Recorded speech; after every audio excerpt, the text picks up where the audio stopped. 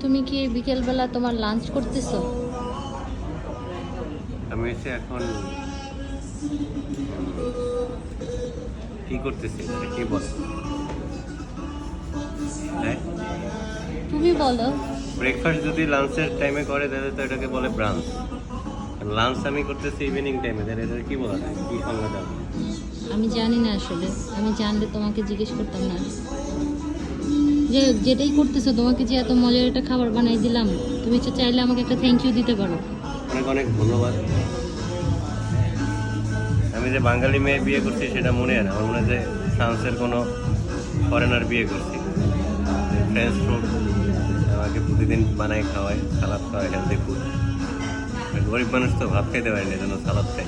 কিন্তু দুঃখ, তোমাকে সালাদ খাওয়ায় আমি তোমার পেটটা কমাইতে পারলাম না। তো যাই হোক, এখন বলো তোমার সালাদটা কেমন লেগেছে খেয়ে? Super, 5 star. একটা নতুন সালাদ আমি ট্রাই করেছি, যেটাতে কি নাম দেওয়া যায় সেটা তুমি বলো। তো ভাবতে হবে। ঠিক আছে, তাহলে ভেবে আমাকে জানাই।